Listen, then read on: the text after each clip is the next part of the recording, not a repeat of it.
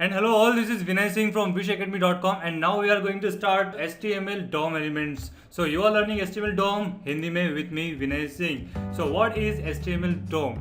Well, when a web page or HTML page load in the browser content a DOM for the page. मतलब जब भी आप किसी HTML page को अपने ब्राउजर में लोड करते हैं तो वो उसका एक DOM स्ट्रक्चर रेडी करता है. सो इस लाइन से हमें एक नया क्वेश्चन मिलता है and the question is what is DOM? DOM क्या होता है? सो DOM इज DOM, जहाँ पर इसका मतलब होता है डॉक्यूमेंट ऑब्जेक्ट मॉडल. ओके, सो डॉक्यूमेंट ऑब्जेक्ट मॉडल क्या होता है? Let me explain it. Document मतलब योर HTML पेज और you can call it the document. And object का मतलब होता है आपके वेब पेज में या आपके HTML पेज में जितने भी एलिमेंट्स होते हैं और एट्रीब्यूट्स होते हैं उन्हें कहा जाता है object. And the next is model. So what is model? Model is the tree structure of HTML element. So this is DOM और डॉक्यूमेंट ऑब्जेक्ट मॉडल. चलिए एक एग्जांपल से समझते हैं. DOM होता क्या है? HTML DOM is browser created tree structure arrangement of elements and attributes. आपके जो भी वेब पेज में एलिमेंट्स होते हैं या एट्रीब्यूट्स होते हैं उनका एक ट्री स्ट्रक्चर क्रिएट किया जाता है. ये जो ट्री स्ट्रक्चर होता है इसे कहा जाता है DOM. सो ट्री स्ट्रक्चर किस तरह दिखाई देता है? Let me tell you. सबसे पहले आपके डॉक्यूमेंट में HTML होता है. HTML के बाद head section and body section. Then head section के अंदर title, meta and link tag.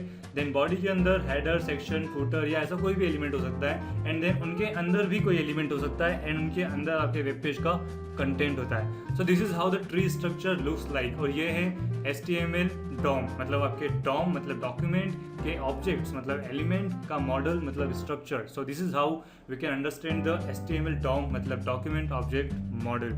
Okay, so the next question is why we should learn HTML DOM. हमें HTML DOM क्यों पढ़ना चाहिए? It is not a separate language or it is not a programming language, scripting language or markup language. तो हमें HTML DOM क्यों पढ़ना चाहिए? What is the reason behind it? So DOM is W3 standard to understand the structure of HTML page so that we can create, read, update and delete and manage the DOM elements using JavaScript और jQuery DOM methods. DOM जो है वो W3 standard का एक तरीका है HTML page के element structure को समझने के लिए, ताकि आप इसे समझकर और jQuery या जावास्क्रिप्ट मेथड्स का यूज करके उन एलिमेंट्स को dynamically read, update, delete, create या मैनेज कर सके. So this is why we should learn the DOM. HTML DOM help you to understand and control the element structure using JavaScript methods. HTML का जो ये DOM structure होता है वो आपकी मदद करता है कि आप HTML के अपने एलिमेंट स्ट्रक्चर को समझ सकें ताकि आप जावास्क्रिप्ट या jQuery से उन्हें आसानी से टारगेट कर सके और उन्हें मैनिपुलेट कर सके या कंट्रोल कर सके. Okay, so if you understand the DOM structure of a HTML page you can easily control it's elements, attributes and all nodes.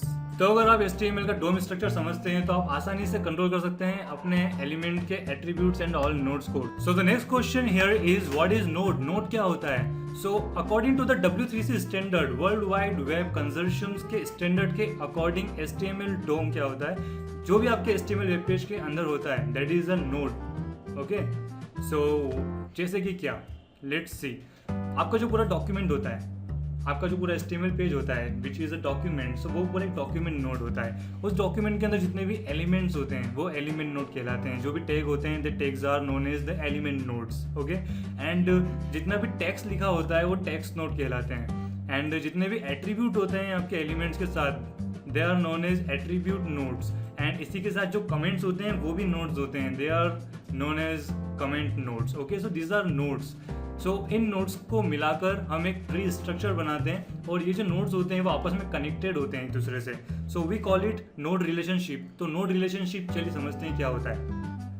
अगर आप नोड रिलेशनशिप समझते हैं तो आप आसानी से जावास्क्रिप्ट मेथड का इस्तेमाल कर सकते हैं और नोड रिलेशन के थ्रू इन एलिमेंट्स को या इन टेक्स्ट को या इन एट्रीब्यूट्स को कंट्रोल कर सकते हैं. So first of all we have the HTML which is the root element of your document. आपके डॉक्यूमेंट का रूट एलिमेंट होता है HTML टैग, राइट.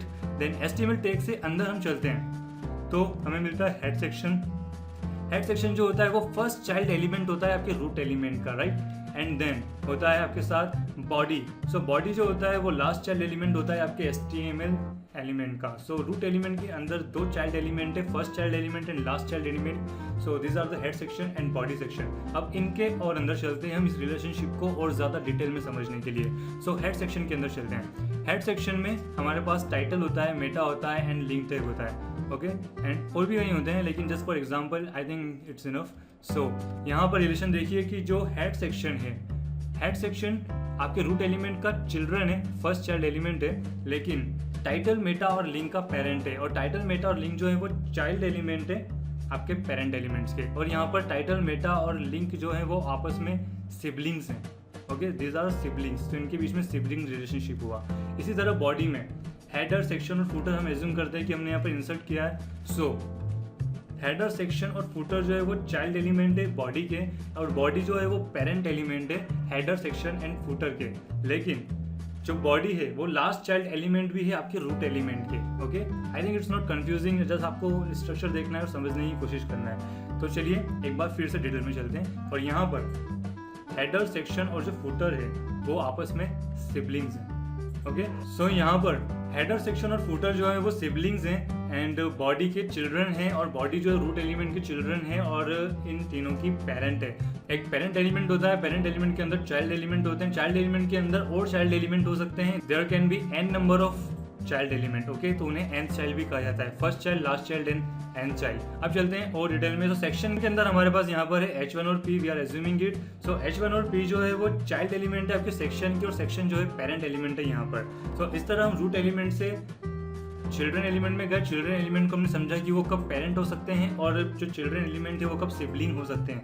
अब हम चलते हैं कंटेंट की ओर. सो H1 के अंदर हेडिंग टेक्स्ट और पैराग्राफ के अंदर सिंपल पैराग्राफ टेक्स्ट है. तो ये जो टेक्स्ट होते हैं इन्हें भी हम नोट कहते हैं, टेक्स्ट नोट, जैसा कि मैंने आपको बताया था. सो यहाँ पर जो आपके पेज का कंटेंट है वो भी एक टेक्स्ट नोट है यहाँ पर, और जो उनके पेरेंट्स हैं वो हैं H1 और P. सो इस तरह हम समझ सकते हैं कि HTML DOM क्या होता है. और इस HTML DOM के स्ट्रक्चर को समझ के हम आसानी से जावास्क्रिप्ट के थ्रू, जावास्क्रिप्ट की मेथड्स के थ्रू हमारे HTML पेज के नोट्स को या एलिमेंट्स को या एट्रीब्यूट्स को कंट्रोल कर सकते हैं, मैनिपुलेट कर सकते हैं, क्रिएट, रीड, अपडेट या डिलीट कर सकते हैं. So this is why we use the HTML DOM to understand the structure of our web page and to control this structure by JavaScript methods, and HTML DOM help us to understand the node relationship in our HTML document. This is why we use the HTML DOM. Okay guys, so I hope you like this video. Please don't forget to like the video, don't forget to subscribe the channel, and don't forget to share this sunset with your friends. So कैसा लगा video? Just put your comment below the video and stay tuned. See you in the next video guys. This is Vinay Singh from wishacademy.com. Happy coding.